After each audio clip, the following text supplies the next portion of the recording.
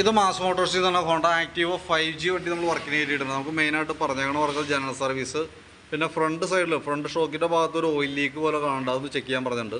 പിന്നെ self switch checkup, അതായത് വണ്ടി ബ്രേക്ക് പിടിക്കാതെ തന്നെ സെൽഫ് സ്വിച്ചുമ്പോൾ ടച്ച് ചെയ്ത വണ്ടി സ്റ്റാർട്ടാവും, അങ്ങനെ ഒരു കംപ്ലയിൻറ്റ് പറഞ്ഞിട്ടുണ്ട്. Water service, engine oil check ചെയ്തിട്ട് ആവശ്യമെങ്കിൽ മാറ്റാം. അത്ര കേസാണ് മെയിനായിട്ട് പറഞ്ഞത് കേട്ടോ.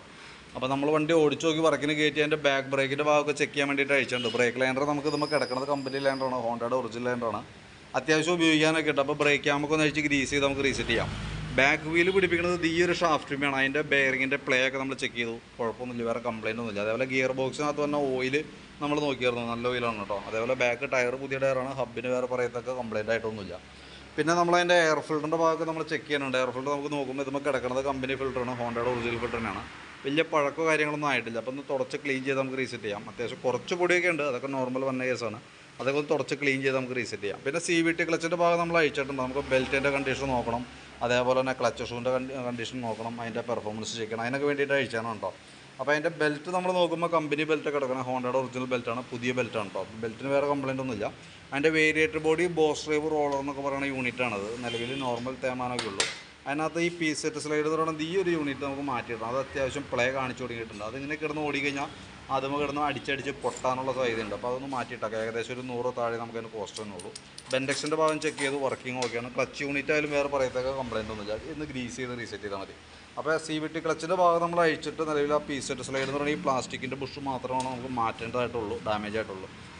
അപ്പോൾ അത് നമ്മളൊന്ന് ബാക്കിയത്തെ ഒന്ന് അഴിച്ച് ഗ്രീസ് ചെയ്ത് റീസെറ്റ് ചെയ്യാം. പിന്നെ എഞ്ചിൻ ഹെഡിൻ്റെ ഭാഗം നമ്മൾ ചെക്ക് ചെയ്യേണ്ട പറയത്തൊക്കെ ലീക്കേജ് ഒന്നുമില്ല. അതേപോലെ ചോക്കിൻ്റെ കേബിൾ, ആക്സിലേറ്റർ കേബിൾ, 2 കേബിളുകൾ നമ്മൾ നോക്കി, വേറെ പ്രോബ്ലം ഒന്നുമില്ല. ആക്സിലേറ്റർ കേബിൾ ചെറിയൊരു ടൈറ്റ് തുടങ്ങിയിട്ടുണ്ട്, പക്ഷേ മാറ്റാനുള്ള കണ്ടീഷനൊന്നും ആയിട്ടൊന്നുമില്ല. പിന്നെ കാർബറേറ്ററുമായി ബന്ധപ്പെട്ട് പ്രത്യേകിച്ച് കംപ്ലയിൻറ്റുകളൊന്നും തന്നെ നിലവിൽ നമ്മൾ ചെക്ക് ചെയ്യുന്നില്ല. കസ്റ്റമറാണെങ്കിൽ പറഞ്ഞിട്ടില്ല നിലവിൽ ഓവർഫ്ലോൻ്റെ കംപ്ലയിൻറ്റോ മിസ്സിങ് സ്റ്റാർട്ടിങ് കംപ്ലയിൻറ്റ് അങ്ങനത്തെ പ്രശ്നങ്ങളൊന്നും ഓൾറെഡി കംപ്ലയിൻ്റ് ആയിട്ട് പറഞ്ഞിട്ടില്ല. നമ്മൾ ചെക്ക് ചെയ്യുമ്പോഴും കംപ്ലയിൻ്റ് ഒന്നുമില്ല. അപ്പോൾ നമുക്ക് ജനറൽ സർവീസിൽ കാർബറേറ്റർ ക്ലീനിങ് വരുന്നില്ല. അപ്പോൾ പ്രത്യേകിച്ച് ഒരു കംപ്ലയിൻറ്റ് ഇല്ലാത്ത സ്ഥിതിക്ക് കാർബറേറ്ററിൻ്റെ ഭാഗം നമുക്ക് അഴിക്കേണ്ടതായിട്ടില്ല. അഴിക്കുമ്പോൾ ഏകദേശം ഒരു 500-550 നമുക്ക് അഡീഷണൽ ചിലവ് തന്നെ കേസാണ്.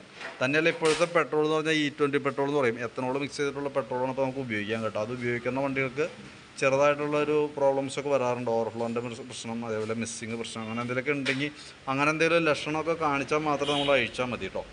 അപ്പോൾ പ്രത്യേകിച്ച് ഇപ്പോൾ നമ്മളിപ്പോൾ അഴിക്കേണ്ട സിറ്റുവേഷൻ ഒന്നുമില്ല.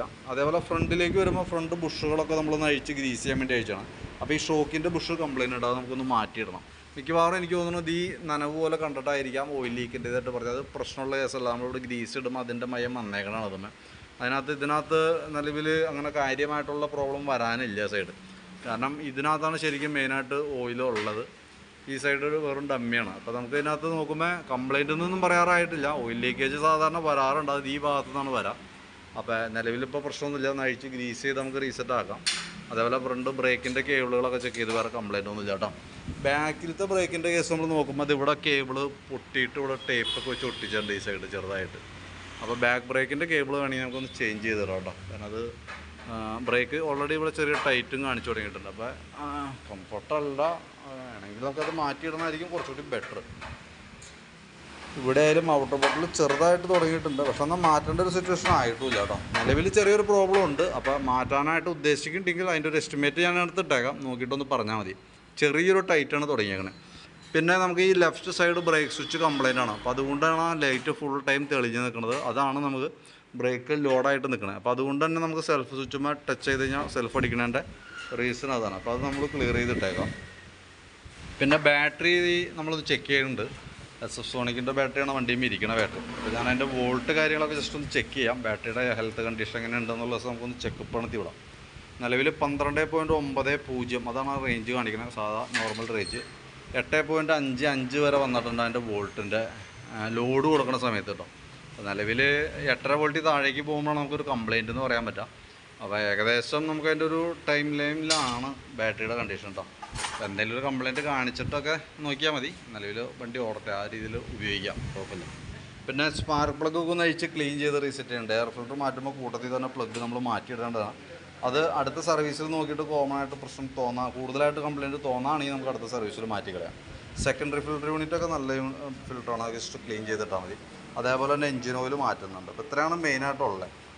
അപ്പോൾ ഞാൻ അതിൻ്റെ ഒരു ഏകദേശം ഒരു എസ്റ്റിമേറ്റ് ആക്കിയിട്ട് ഡീറ്റെയിൽസ് വാട്സാപ്പിലിടാം. ഞാൻ എസ്റ്റിമേറ്റ് ഉൾപ്പെടുത്തുന്ന കാര്യങ്ങൾ ജസ്റ്റ് ഒന്ന് പറയാം. എഞ്ചിൻ ഓയിൽ ബോൾട്ട് വാഷ് ഓറിക്കുന്നത് അതിനകത്ത് കാണിക്കുന്നുണ്ട്. പിന്നെ നമ്മൾ ഫ്രണ്ടിലേക്ക് വരുമ്പോൾ ഈ ഷോക്കിൻ്റെ ബുഷ് ഗ്രീൻ ബുഷ് അതിനകത്ത് കാണിക്കുന്നുണ്ട്. ബ്രേക്കിൻ്റെ ലെഫ്റ്റ് സൈഡിൽ വരുന്ന സ്വിച്ച് അതിനകത്ത് കാണിക്കുന്നുണ്ട്. ബ്രേക്ക് കേബിൾ കംപ്ലയിൻറ്റ് ഞാൻ പറഞ്ഞിട്ടുണ്ട്. അപ്പോൾ അത് മാറ്റാനായിട്ട് ഉദ്ദേശിക്കേണ്ടി നോക്കിയിട്ടൊന്ന് പറയാം. അങ്ങനെയാണെന്നുണ്ടെങ്കിൽ അതിൻ്റെ അഡീഷണൽ എസ്റ്റിമേറ്റ് ഞാൻ പറയാം. നിലവിൽ പിന്നെ ക്ലച്ചിനകത്തേക്ക് വരുമ്പോഴത്തേക്കും ഈ ഒരു വി ബുഷാണ് നമുക്ക് കംപ്ലയിൻ്റ് ആയിട്ടുള്ളത് കേട്ടോ. ഇത്രയാണ് മെയിനായിട്ടുള്ള വർക്ക്. അപ്പോൾ ഞാൻ അതിൻ്റെ ഒരു ഏകദേശം ഒരു എസ്റ്റിമേറ്റ് ഇട്ടേക്കാം. വീഡിയോ കണ്ടുകഴിയുമ്പോൾ നോക്കിയിട്ടൊന്ന് റിപ്ലൈ ഇട്ടോളാം. അതേപോലെ ബ്രേക്ക് കേബിളിൻ്റെ പ്രത്യേകം എടുത്ത് പറയണേ. കാരണം മാറ്റുന്നുണ്ടെങ്കിൽ അതായത് ഏകദേശം ടൈറ്റ് തുടങ്ങിയിട്ടുണ്ട്, ഒരു സൈഡ് ചെറുതായിട്ട് ഔട്ടർ പൊട്ടി നിൽക്കുന്നുണ്ട്. അപ്പോൾ മാറ്റുന്നുണ്ടെങ്കിൽ കൂട്ടത്തിൽ നമുക്ക് മാറ്റാവുന്നതാണ്. അപ്പോൾ അതിൻ്റെ അഡീഷണൽ എസ്റ്റിമേറ്റ് ആയിട്ട് നോക്കിയിട്ട് പറയാം. ആ വീഡിയോ കണ്ടുകഴിയുമ്പോൾ നോക്കിയിട്ടൊന്ന് പറഞ്ഞാൽ മതി. അങ്ങനെ കംപ്ലയിൻറ്റ് ജോബ് കാർഡിൽ പറഞ്ഞിട്ടില്ല, അതുകൊണ്ടാണ് നമ്മൾ അങ്ങനെ ഒരു കൺഫ്യൂഷൻ പറയാനായിട്ട് വെച്ചത്. ഓക്കെ.